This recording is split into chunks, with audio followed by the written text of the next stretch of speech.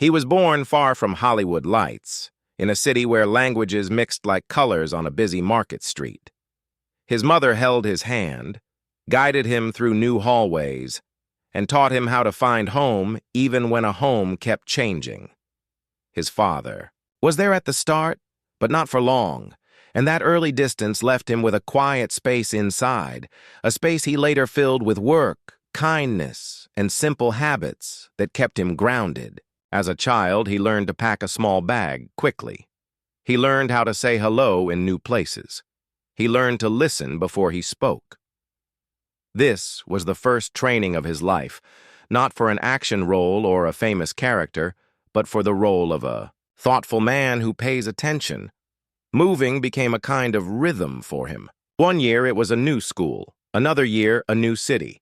He crossed oceans with his mother and sister, and each move required him to start again. In classrooms, he sat near the back where he could see everything without being seen. He studied people, like they were living stories, how they walked, how they laughed, how they hid their worry. He looked for gentle faces and honest eyes. He looked for teachers who believed in second chances. He loved the feel of skates on ice, the cold air biting. His cheeks, the fast glide from one end of the rink to the other. On the ice, he felt free, like lines on a page did not matter. People later called him the Wall, because as a goalie, he stayed still, calm and ready. That calm would become his signature, on set and in life. Reading did not come easily.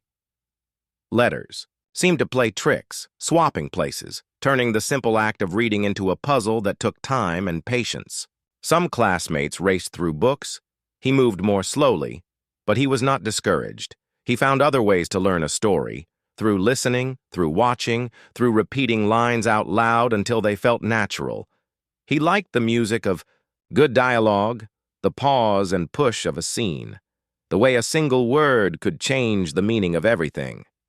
When a teacher handed out scripts for a school play, he stayed after class to practice. He read the same page again and again, not angry at the difficulty, just determined. Small steps, taken every day, became his quiet method. His mother worked hard and believed in creativity. She dressed performers, helped them look like their best selves, and never complained about long hours. He saw this and understood that art could be a job, and a job could be an art. He learned to respect the people behind the curtain, the ones who sew, wire, rig, carry, and clean, because those people make magic possible.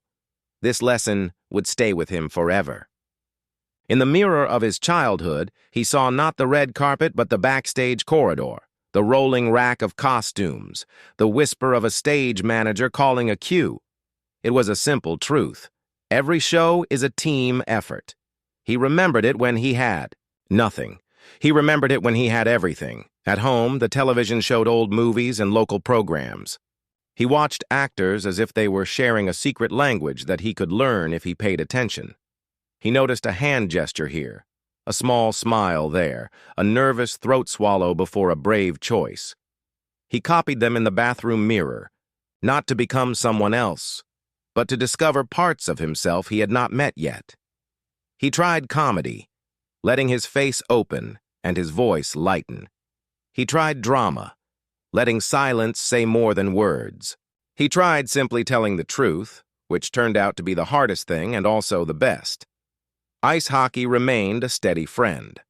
At the rink, he felt both focus and relief. He set goals the way goalies do. Keep the next shot out, stay present, trust your stance. This mindset trained his body and his mind together. Later, when cameras surrounded him and time was money, that same clear focus helped him. Stand on your mark. Listen closely. Hit your line. Be kind. Do it again. It is easy to think a star is made of lucky moments, but his young life proved something else. Discipline is a form of love. He loved the work enough to be disciplined. In Toronto, he found small stages and small roles. None of them looked like destiny at first, but they taught him the basics. Where to stand so that light hits your face, how to turn so the audience can read your eyes, how to breathe when your heart is racing. He learned to say, "Thank you," even when the part was tiny. He learned to show up early, stay late, and ask good questions. A stage manager once told him, "The audience doesn't want perfect, they want honest." He kept that line in his pocket. It helped him when he felt unsure. He learned to love rehearsals because he could experiment. He tried a scene as a joker, then tried it as a quiet thinker. He felt how energy moved between actors like an invisible rope, pulling each person toward the same point of truth. His friends in those years were a mix of artists, musicians, and regular kids who liked late-night diners and big laughter. Hisni played bass in a band sometimes, felt the thrum of the instrument vibrate through his chest. He enjoyed the simple kindness of sharing fries, the chill of a winter walk, the loyalty that develops when you keep showing up for people. He did not chase shine. He chased sincerity. In the small community of young performers, word spread, he was gracious, he listened, he remembered names. Casting people noticed.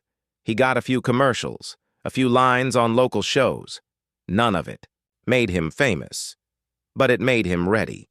He talked about movies as if they were rivers. They carry you if you learn how to float.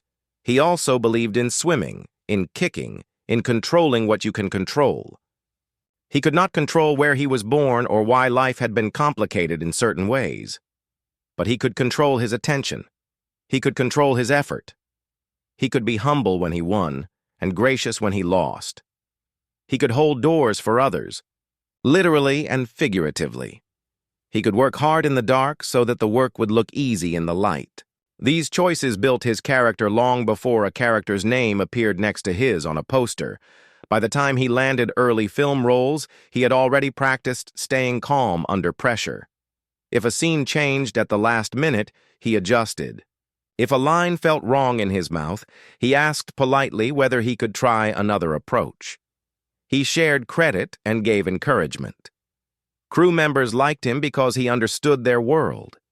He knew how heavy equipment could be, how long a day could feel, how important it was to say please and thanks. On set, he carried his own bag.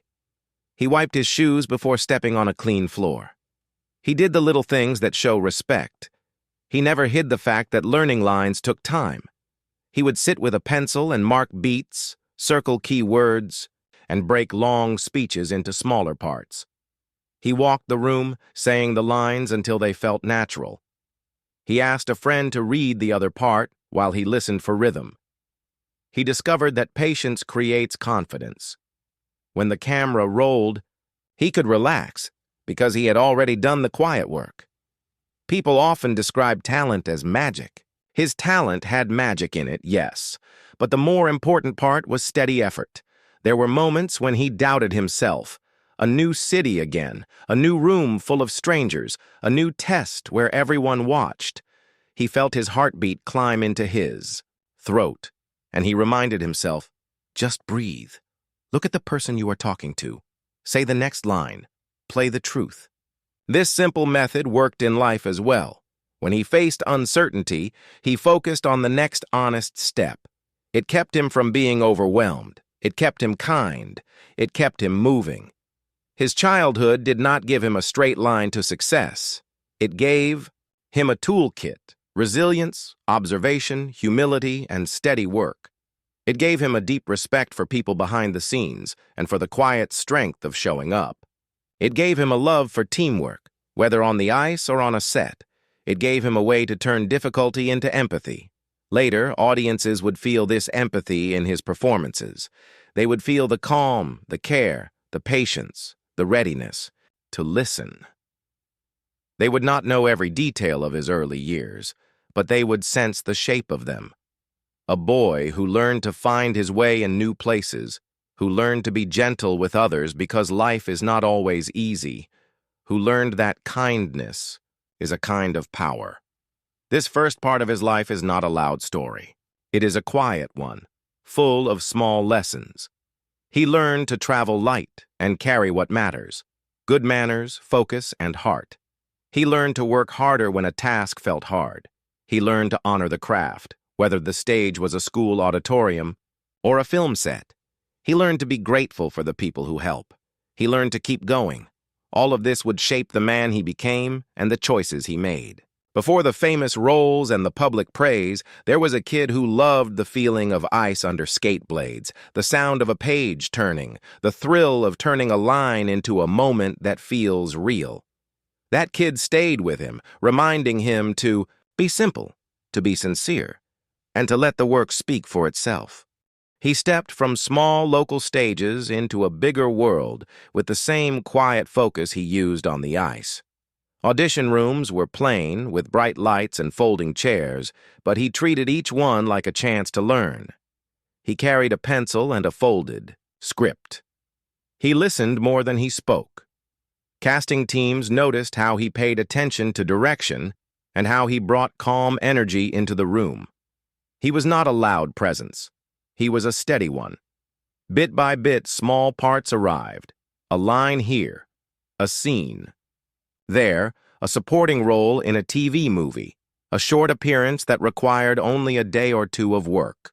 Each credit made the next one slightly easier to reach. A serious drama changed things. The story was rough around the edges, but it felt real, and his quiet style fit perfectly. He played a young man who could not fix everything, but could hold, still, and tell the truth. Critics used words like sincere and watchful.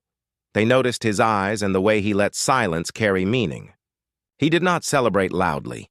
He simply went back to work, grateful for the chance to stretch. He studied other actors on set, not to copy them, but to see how they prepared. He learned that strong performances often come from simple choices done, with care. Soon, a playful, unexpected role came along. 2 friends, a time-traveling adventure, and a tone that leaned into joy. Many people first met him there. The film became a cultural wave, and he rode it with grace. Some actors fear comedy because it can stick to them like glue, but he did not look down on laughter. He respected it. On press tours, he thanked the writers who crafted the jokes and the crew who made the wild ideas work. He understood that a light performance still takes heavy effort, timing, rhythm, and trust. He brought all 3 and made millions of people smile, even with new fame. He worried about being put in one box. He took roles that tested his range. In an independent project about drifting souls and complicated friendship, he showed a softer side, a listening side. He kept his voice low and let the other person shine, which made his own presence glow more. Directors liked that he could carry a scene without forcing it. He learned to build characters from small details, a watch he wore too tight, a jacket he never took off, a way of walking that changed from scene to scene. These choices gave his roles a quiet depth. Then the action wave came. He accepted a part that required physical training, balance, and the ability to stay calm when the camera moved fast. He learned surfing basics and practical movement so that the camera could see his whole body telling the story. He didn't show off. He trained so he could be safe and his scene partners could be safe too. On set, he asked stunt coordinators for tips, thanked them by name, and kept water bottles nearby for anyone who needed one. The film's momentum lifted him higher. People began to use a new phrase for him, action star. He smiled, said thank you, and returned to work. Between projects, he kept sharpening his tools. He met directors who valued atmosphere and mood, and he absorbed their lessons. A famous filmmaker gave him notes that were both specific and kind. Less here, hold there. Let the feeling arrive. He wrote those notes in the margins of his script and practiced at home. He learned that a quiet breath can be as strong as a loud speech. He learned to frame his face to the light so that his eyes could speak. He learned to carry the story in his shoulders, his hands, his posture. Craft became a daily discipline. Like playing scales for a musician, a high-speed thriller arrived and changed the size of his life. The idea was simple and bold, and the team behind it was hungry to prove themselves. He showed up early, listened carefully, and treated every setup with respect. The film raced through theaters around the world, and his name became familiar in places he had never visited. When interviewers asked how he felt, he did not talk about being a winner. He talked about being thankful. For the writer's clever concept, for the director's steady hand, for the crew's long days, for the stunt team's guidance. Fame tried to pull him into a louder lifestyle. He chose the simple road instead. People noticed this simplicity. Stories began to pop up in small corners of the internet and in friendly conversations. He waiting in line like everyone else. He offering a seat to someone who needed it more. He staying after work to take a quick photo with a crew member's family. None of these moments were planned or polished. They were small acts of daily respect. He did not shout his kindness. He lived it. To him, being polite was not a brand. It was a basic way to move through the world. He came from backstage halls and icy rinks. He knew that teams win together. Music stayed in his life as a second language. Between films, he played bass with friends, not as a star, but as a bandmate. Small venues, modest tickets, regular sound checks. He liked the honesty of it. The rhythm steadied him. After a set, he packed his own gear, thanked the staff, and walked out into the night like anyone else. He did not chase headlines. He chased a feeling, making something with people he liked, for people who wanted to be there. That same feeling guided his choices in film. If the team felt right, if the story felt meaningful, he leaned in. As his face appeared on more posters, he doubled down on preparation. He read scripts slowly and marked them with careful notes. He asked for extra practice when a scene depended on timing or movement. He stayed curious. Camera operators taught him how a small turn could save a shot. Sound teams taught him where to place his breath so it wouldn't block a line. Wardrobe guided how clothing can change a character's walk. He treated every department like a classroom and himself like a student. This curiosity built trust. Crews knew he respected their expertise. Directors knew he would do the homework. Offers grew. So did expectations. He could have taken every big sequel that rang the phone, but he chose selectively. Some parts he accepted because they scared him a little. Some he accepted because they were a chance to work with a person he admired. Some he accepted because the script felt honest. He made room for smaller films even when big ones were calling. He believed that a good career is not just about size, it is about balance. Balance kept him steady when attention surged. Balance kept him human in a business that can forget the human. Around him, people began to build a simple picture. Here is a man who treats fame like weather. When the sun shines, he is grateful. When clouds come, he keeps walking. He does not speak badly of others. He remembers names. He brings coffee to early calls and shares the first warm smile of the day. He listens. He learns. He does the scene. Again and again, with patience. He leaves with a soft, "Thank you," and an open door.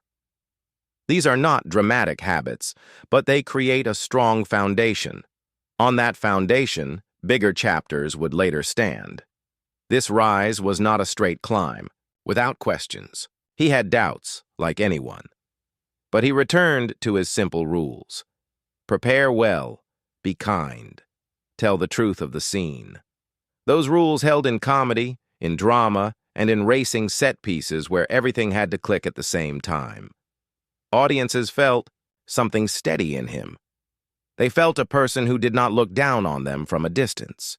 He looked across, eye to eye, and invited them into the story. That invitation made people loyal. They followed him from lighthearted adventures to intense rides and back again, trusting that he would carry them with care. By the end of this period, he stood at a bright edge. He had moved from small parts to leading roles, from local projects to global releases. He had tasted the noise of sudden attention and chosen to stay quiet inside. He kept his old habits, practice, gratitude, teamwork, even as new doors opened. He did not know what storms or surprises would come next. He only knew how to meet them, one honest step at a time, with respect for the craft and respect for the people around him. His rise was real, but it was not the loud kind of success. It was the kind built on steady work and a good heart, and that kind of success lasts. Fame brought him brighter lights and bigger stages, but life also brought him deep tests he never asked for. He had always been a quiet soul who listened more than he spoke, who respected the team behind the camera, who walked home without noise after a long day of work. Now that calm heart had to face loss, and he chose to carry it with the same simple strength he used for everything else. With patience, with kindness, and with respect for the people around him. The world saw his movies. Very few saw the long, quiet evenings when grief sat beside him like a silent guest. He had a close friend, a fellow actor with brilliant eyes and a free spirit, someone he trusted, laughed with, and admired. They worked together when they were young, shared long conversations, and believed in stories that felt honest and brave. That friend's sudden passing in the early 1990s shook him deeply. It was not just the end of a friendship. It felt like a door closing on a beautiful room. He thought he could keep visiting for years. He carried the memory of that friend carefully, like a small light he did not want to lose. When people asked about it, he answered softly and with respect. Loss taught him something he would never forget. Life is precious, and people are more important than anything else. At the same time, family health struggles brought worry and long hours of waiting rooms. He became the kind of person who shows up, who sits quietly next to a loved one, who reads aloud when energy is low, who brings calm to a room that needs it. The bright star on the screen became a gentle lamp at home. He did not make speeches about it. He made tea. He held hands. He learned the language of small comforts, blankets, simple meals, steady presence. Later, when his career allowed it, he supported good causes that cared for people facing illness, and he did it without making it about himself. He believed help is most beautiful when it is quiet. In the late 1990s, he fell in love in a sincere, hopeful way. It was a tender chapter filled with shared plans, simple joys, and the deep happiness of expecting a child. Then life changed suddenly.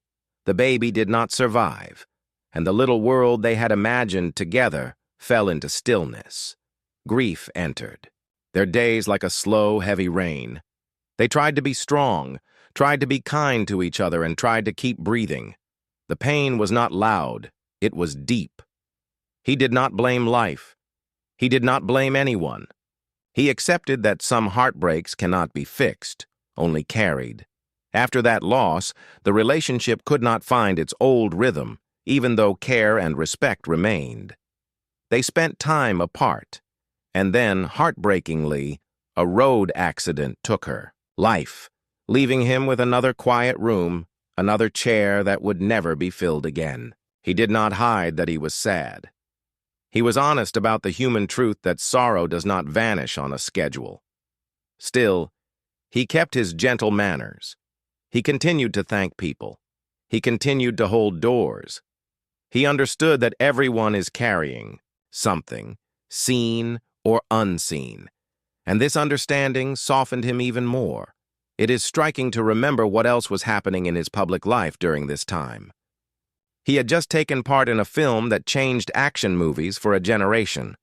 The story was bold and inventive, and his careful craft helped make it believable. The film traveled around the world, and his face became a symbol of a new kind of hero, aware, centered, and quietly brave.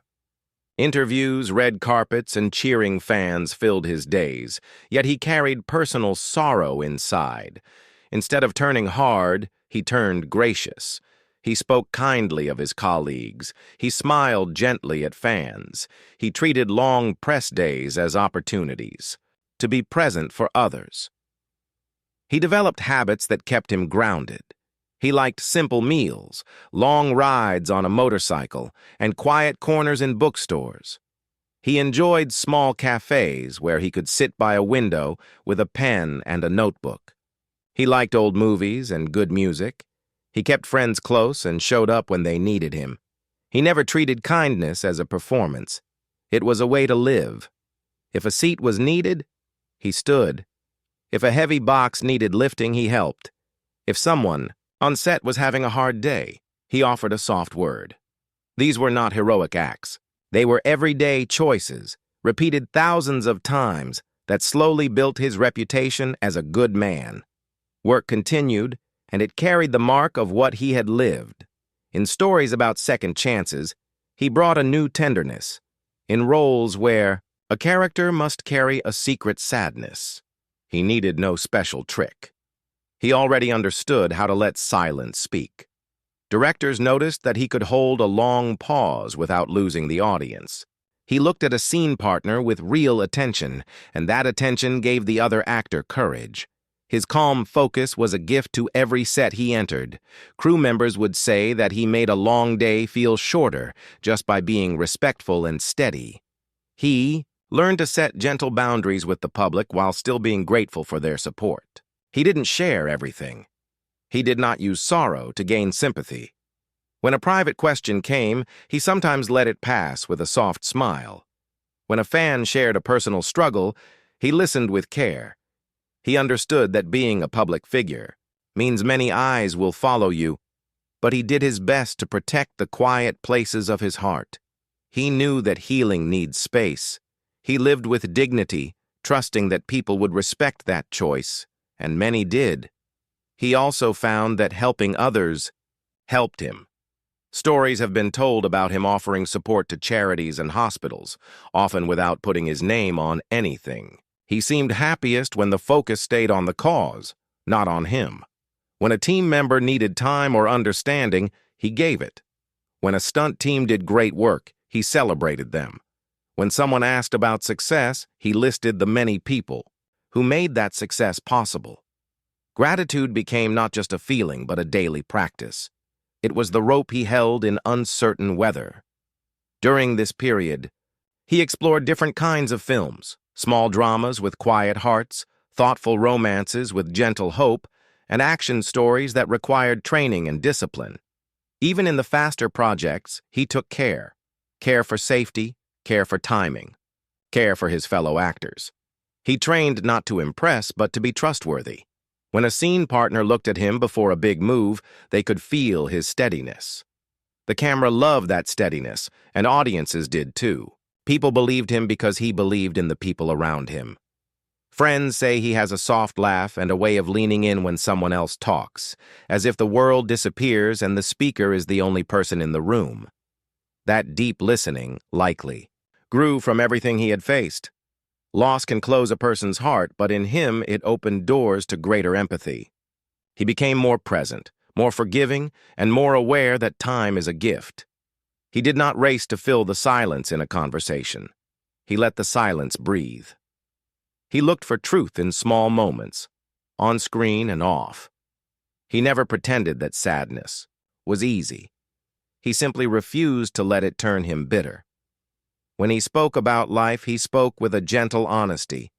People come and go, love matters, and kindness counts. He believed that the best answer to pain is not a perfect sentence, but a caring action.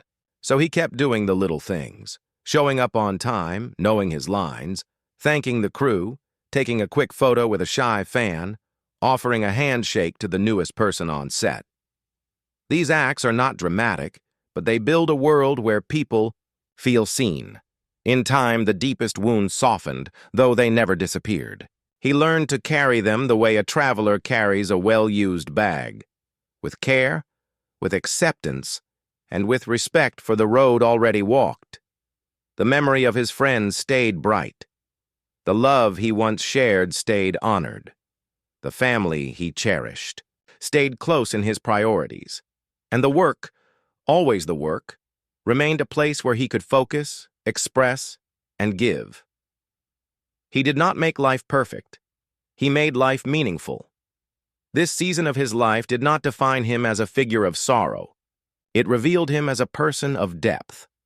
When audiences later called him a good man, They were not only reacting to polite gestures in public, they were sensing the hard-won gentleness of someone who had looked at grief and chosen kindness. Anyway, that choice gave his performances a quiet power and his presence a rare warmth. He had walked through difficult valleys, and yet he greeted each new day with a simple rule: be present, be grateful, be kind. And so he continued forward, not rushing, not hiding, but living with open eyes. He found balance between private healing and public work. He kept his promises. He honored the people he loved. He respected the teams who made the stories possible. In interviews, he sometimes paused and smiled before answering, as if he were listening for the truest, simplest words. That pause told the whole story. It said, life has weight, and we can still be gentle. It said, sorrow visits, and we can still care. It said, even in a world of bright lights, a quiet heart can shine. Kindness was not his announcement, it was his routine. On a film set, he moved the way a good crew member moves, attentive, polite, and ready to help.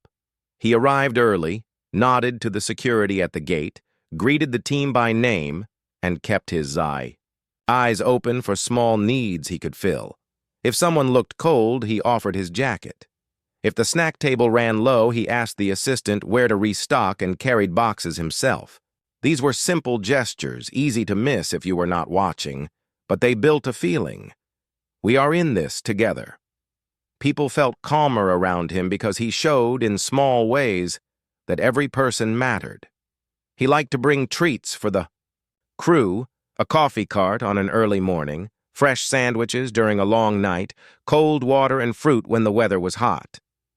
He did not do it for praise. He did it because long days are easier when someone remembers your comfort.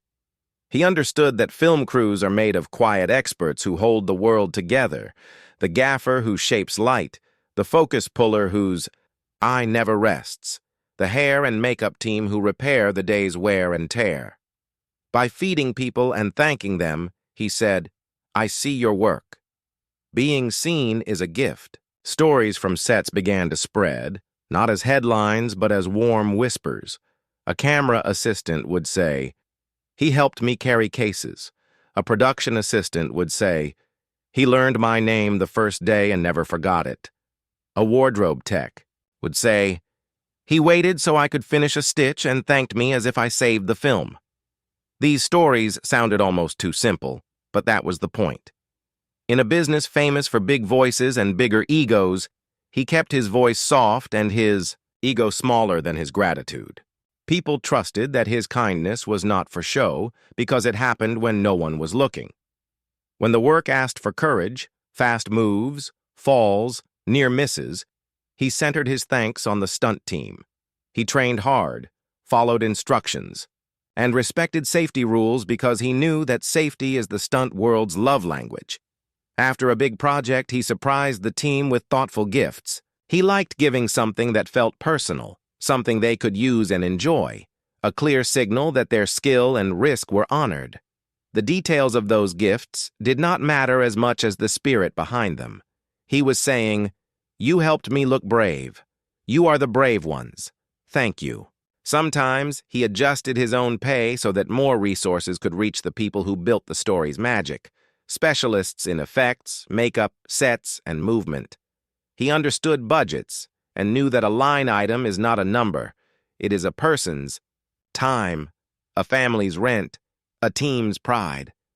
When he shifted money away from himself, he was not losing. He was investing in the quality of the film and the well-being of the people making it. Crew members felt the difference.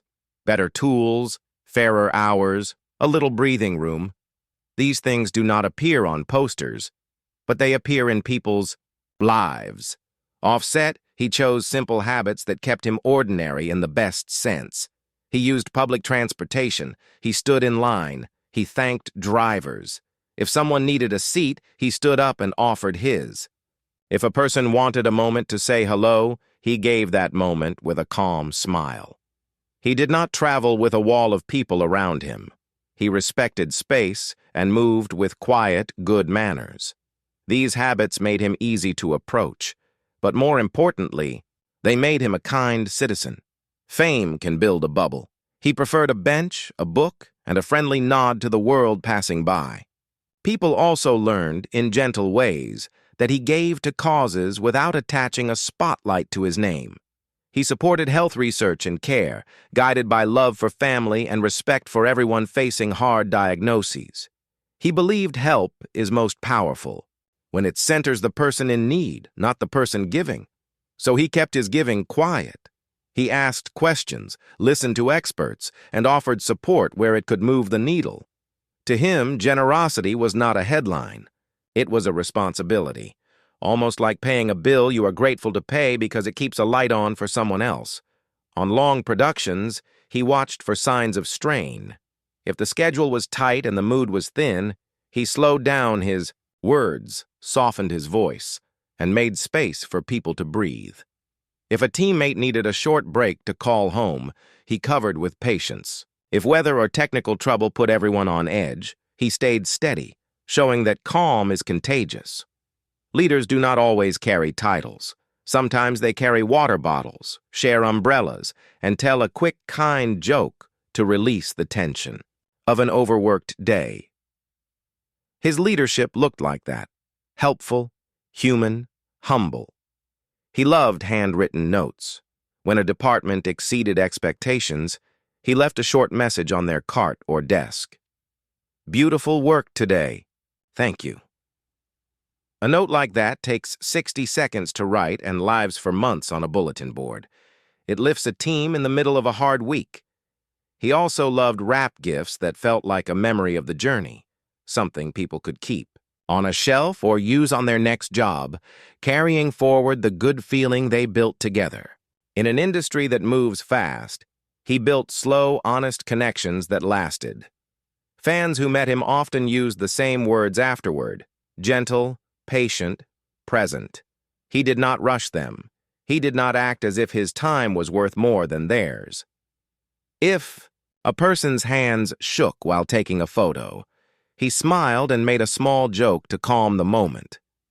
If someone shared a personal story about how a film helped them through a tough time, he listened with real attention. He understood that stories can be bridges, and if his work had been a bridge for someone, the least he could do was meet them in the middle for a moment. Journalists noticed the pattern and asked him about it. He never turned his kindness into a speech. He simply said that he was raised to be respectful and that teams make everything possible. He credited teachers, mentors, and early jobs for shaping his habits. He mentioned the dignity of work, every kind of work, and the joy of being around people who care about doing things well. He believed that if you are lucky enough to be on a big stage, you also have the duty to make the stage a good place for others. For him, that duty was not heavy. It was natural. Over time, his quiet choices shaped a public picture of him as a rare kind of star, present without being loud, generous without asking for applause, strong without pushing others down. People called him a good man, and though he did not ask for that title, he carried it with the same steady grace he brought to everything. Kindness cannot remove hardship, and it cannot solve every problem on a set or in a city. But kindness can make a long day shorter, a heavy task lighter, and a big world feel a little more human. That is what he practiced day after day. In a place famous for rush and shine, he chose care and patience. And that is why his light felt different, and why it still does. He did not think of his life as a legend. He thought of it as a series of days, each with a chance to do the next right thing. After years of steady work and quiet grief, he stepped into a new chapter that surprised even him. It began with a story about a man who has lost much but still carries honor. The role asked for discipline, respect for movement, and a deep understanding of focus. He trained with patience, listened to experts, and learned how to make each action clean and true. The result was a film that felt both sharp and human, and audiences around the world connected with it. They did not only see skill, they saw sincerity inside the skill. That success grew into a series. With each film, he continued to treat the team like family. He trained not for show, but for safety and trust. He learned choreography the way a musician learns a song, bit by bit, slowly at first, then smoother, then natural. He treated the stunt team's notes like music sheets, and he brought his steady rhythm to every set. Even as the spotlight got brighter, he stayed simple in his habits. Early call times, warm greetings, careful attention to direction, and gratitude for every person standing behind the camera. The more the world praised him, the more he returned to the basics that had always guided him. The internet took notice in its own way. Photos popped up of him sitting on a bench with a small snack, riding public transport, smiling with a fan, or holding a door. A playful moment at a game show event turned into a line people repeated with joy. He laughed softly and moved on, not trying to turn a meme into a brand. That is what people liked about him. He did not try to be an idea. He was simply himself. He thanked others. He made space for the shy person in the back. He understood that kindness is not rare because it is complicated. It is rare because people forget to practice it. He practiced. He kept exploring work beyond acting. He enjoyed building things with his hands and his mind. Motorcycles remained a passion, machines that are both strength and balance, art and engineering. He worked with skilled designers to make bikes that were beautiful and dependable, paying attention to details the way he paid attention to a script's small beats. This love for craft showed who he was, a person who enjoys learning, improving, and honoring the people who make excellence possible. Whether he was talking with a fabricator about angles or with a director about a scene's rhythm, he listened first. Listening stayed his superpower. He also helped make new stories from the ground up. He lent his voice and ideas to creative projects that mixed action with heart. He co-created a story on the page about a timeless fighter who wants peace more. Then Victory, a tale with echoes of his own questions about purpose and mercy. He worked with artists and writers the same way he worked with film crews, as a teammate who respects every step of the process. In meetings, he asked simple questions. That led to clear answers. He was not afraid to say, "I don't know, please teach me." That humility turned rooms into workshops where good ideas could grow. When an old role called him back, he returned with gratitude. He revisited a character who had once changed cinema's path and carried him into worldwide fame. He did not try to outrun the past. He spoke to it, honored it, and found new meaning in it. He trusted collaborators, old and new, focused on the emotional truth beneath the spectacle, and let time add weight to the returning story. Audiences appreciated that he was not trying to be the person he once was. He was bringing all his years, work, loss, learning, patience, into the role, and that maturity gave the character a new life. Public moments came and went. Bright premieres, magazine covers, talk shows, cameras flashing. He handled them with steady grace. He thanked the person holding the mic. He nodded to the team lining the carpet's edges. He laughed easily, but did not chase laughter. When asked about success, he turned the answer outward, to the writers who found the right words, to the artists who built the worlds, to the crews who made 1,000 small decisions so that one big story could breathe. This habit of redirecting praise did not make him smaller. It made him larger in the eyes of those who value shared effort. He guarded his private life with respectful boundaries. He did not trade intimacy for attention. He believed that love, friendship, and family deserved the quiet room more than the loud stage. When he spoke about the people who mattered to him, he did so with gentle care. He kept promises. He showed up when needed. He did not pretend pain had never visited. He simply chose hope every day. Hope, for him, looked like work done well, kindness practiced often, and the courage to keep learning. This way of living turned fans into admirers and co-workers into lifelong friends. He liked bookstores, good coffee, and long walks. He liked listening to music that carried stories, and he liked talking to builders who could turn drawings into real shapes. He enjoyed simple joys, a clear morning, a well-tuned instrument, a line of dialogue that feels true, a bike that starts on the first try, a set that ends the day with a sense of pride. He measured success in moments of connection. Eye contact that says, "I see you." A laugh shared after a hard scene, a thank you note that stays on a bulletin board long after the project wraps. These are small measures, but they are honest and they last. You could call him Hollywood's last good man, but he would not take that crown. He would say there are many good people and that the industry, like any place, holds countless, quiet helpers. He would point to the craft service worker who remembers allergies, to the grip who saves a day with a smart rig, to the assistant who keeps the schedule fair, to the teacher who first said, "You have something, keep going." His legacy, if the word must be used, is not a single statue or speech. It is a long line of days where people felt respected in his presence. It is films that entertained and sometimes comforted. It is a model of how to be both strong and gentle at the same time. As he looked ahead, he did not map his life in trophies or headlines. He thought in terms of stories and teams. He asked himself if a project had heart, if it would be worth the effort for everyone involved, if it could add something kind to a noisy world. He stayed open to unusual collaborations and new mediums. He knew that the future favors those who keep learning. So he kept learning about movement, about cameras, about people. He greeted each set as a new classroom, and each day as a chance to practice the values that had carried him this far. Prepare well, be present, be kind. In the end, his life reads like a quiet guidebook for anyone who wants to move through the world with grace. Start where you are. Learn from everyone. Work steadily. Listen more than you speak. Keep your promises. Share credit. Protect the people and spaces that help you stay human. Accept that sorrow will visit and choose kindness anyway. Celebrate craft. Find joy in simple things.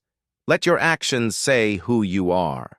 If you are lucky enough to stand in a bright place, use your light so others can see their path too. That is the story this documentary tells.